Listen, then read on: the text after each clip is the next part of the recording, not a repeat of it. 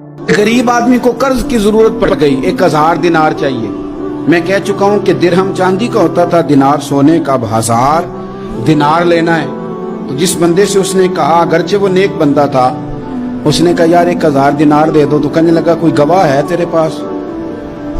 वो कहने लगा गरीबों का गवाह कौन होता है?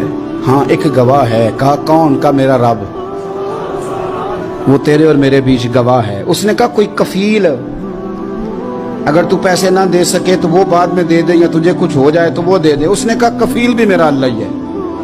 मेरे पास अगर है तो रब करीम का नाम है, अगर एतमाद कर सकता है तो कर ले। बंदा नेक था, उसने कहा रब के नाम पे, रब की किफालत पे, अल्लाह को गवाह बना के मैं तैयार हूं तुझे 1000 देने। उसने 1000 दिनार दे दिया। वक्त वापसी का तय हो गया। वो चला गया पैसे लेके। उसने पूरी मेहनत की कि मैंने वक्त पे पैसे लौटाने, पूरी मेहनत भी कर ली, अल्लाह ने मदद भी कर दी, पैसे भी उस तारीख को उसे मिल गए। बाद लोगों का तो लौटाने का दिल ही नहीं ना होता। फरमाया हदीस पाक में कि तू लौटाने का इरादा कर, रब तेरी मदद भी फरमाएगा। लेकिन यहाँ बहुत सारे लोग कहते हैं खैर है, इरादा ही नहीं। तो फिर जिस तरह का बंदे का गुमान हो, रब भी उसी तरह का मामला फरमाता है। उसने पैसे जमा भी कर लिए और वापस देने को तैयार भी हो गया, लेकिन रास्ता बहरी जहाज का था, कश्ती का था, दरिया के रास्ते वापस आना था। अब वो जब आ गया दरिया के किनारे तो बड़ी कोशिश की, पर वहां उसे कोई कश्ती नहीं मिली। वक्त पे पैसे लौटाने हैं, सफर करना है, अब सवारी मुयस्सर नहीं है। सोच सोच के परेशान था कि मैंने तो अल्लाह के नाम पे लिए।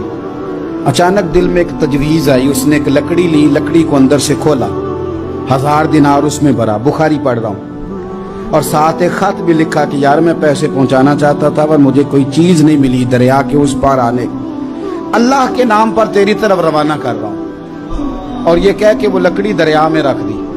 वो लकड़ी डूब गई है, वापस आ गया। वो जिसने पैसे लेने थे वो ऐन मुकर्ररा वक्त पर दरिया किनारे आया।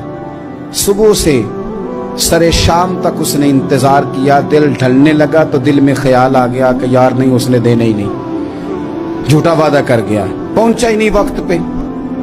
अब जब वापस लौटने लगा तो अचानक दरिया में एक लकड़ी तैरती हुई दिखाई दी।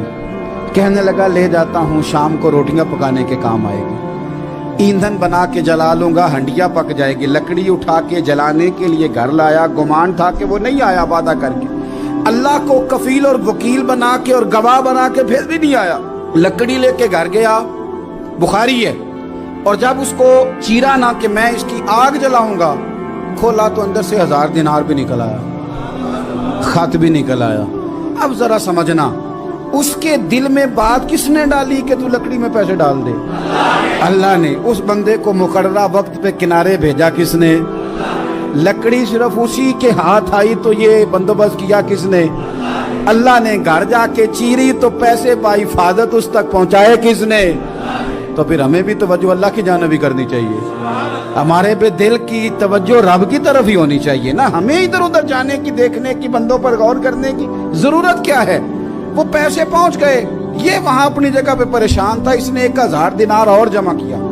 फिर दोबारा एक दिन दरिया किनारे आया, कश्ती मिल गई, बैठ के अपने उस भाई के पास आया। कहने लगा देखना मुझ पर बदगुमान ना होना, पैसे उस तारीख को भी जमा कर लिए थे। दरिया पे आया था पर कश्ती नहीं मिली थी।